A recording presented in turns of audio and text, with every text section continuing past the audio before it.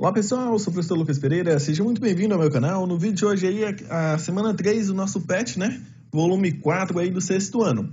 Bom pessoal, uma coisa aí que dá para melhorar é a participação de vocês nos comentários, né? Registre a sua participação, deixe no mesmo comentário o seu nome, o nome do seu professor e a cidade de vocês, né? Bom, nessa semana a gente vai trabalhar aí a medida de volume e capacidade, né? A gente já trabalhou com medidas de comprimento e medidas de superfície, são os vídeos aí da semana 1 e 2, e agora na semana 3, medidas de volume e capacidade, né?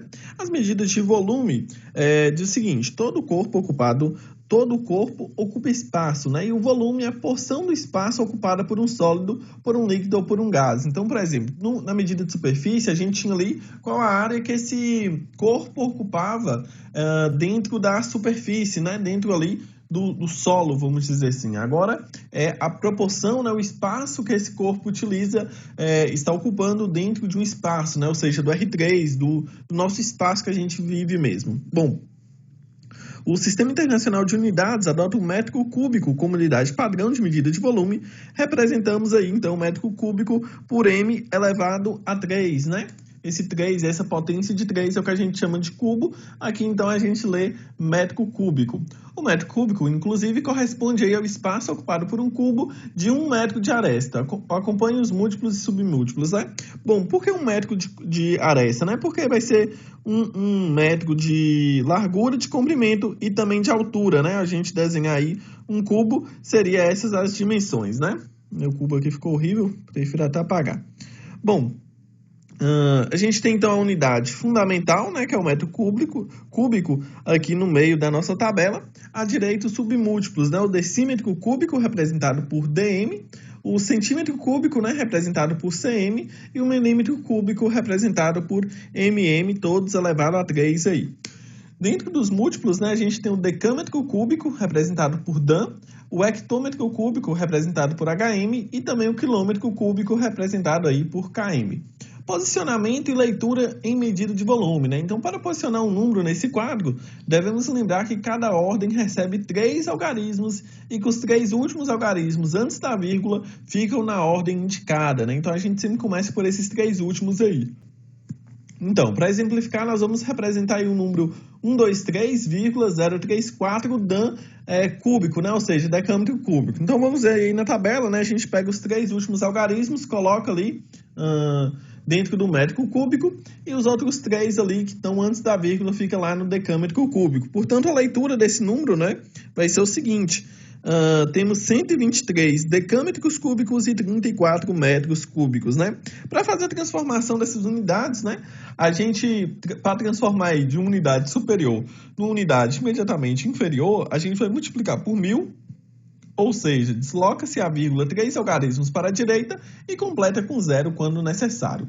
Já para transformar de unidade inferior para unidade imediatamente superior, a gente vai dividir por 1000 ou locomover a vírgula 3 algarismos para a esquerda, né? E ainda completar com 0 quando necessário. Então, aqui a gente tem alguns exemplos, né? E aí a gente vê aqui agora alguns volumes que são importantes aí para a gente, né? Por exemplo, paralelepípedo reto retângulo, né? E para fazer o volume dele, basta multiplicar a medida do comprimento pela largura pela altura. O volume do cubo é bem semelhante, porém vamos observar, né, que aqui a gente chamou de A, B e C as medidas. Aqui todas essas medidas, né, elas vão ter o mesmo tamanho, né? Então, a altura, o comprimento e a largura têm a mesma medida, né? Então, esse volume seria A vezes A vezes A, ou como dito aqui, a gente simplifica sendo A elevado a 3, né? A ao cubo. Bom, medidas de capacidade. Chegamos aí de capacidade, volume do interior de um recipiente. Ou seja, a capacidade é a medida do espaço interno desse recipiente que pode ser preenchido. Por exemplo, um líquido ou um gás. A unidade fundamental desse sistema é o litro, né? Então, a gente já tem aqui a unidade fundamental, o litro, no meio da tabela. À direita, os submúltiplos decímetros, representado por DL, centílitro, representado por CL, e o mililitro, representado por ML. O decalitro, representado por DAL, o hectolitro representado por HL e o quilolitro representado por KL, né? Aqui, basicamente, no dia a dia, a gente vai encontrar o litro e o mililitro, né? Mas os outros, dentro da vivência, assim, no nosso cotidiano, é mais difícil encontrar, né? Sobre a leitura aí, a gente vai ter aqui um exemplo com o número 1,23 litros na tabela. E para ler esse número corretamente aí, né, a gente vai ler que nós temos 1 litro e 23 centilitros aí, né?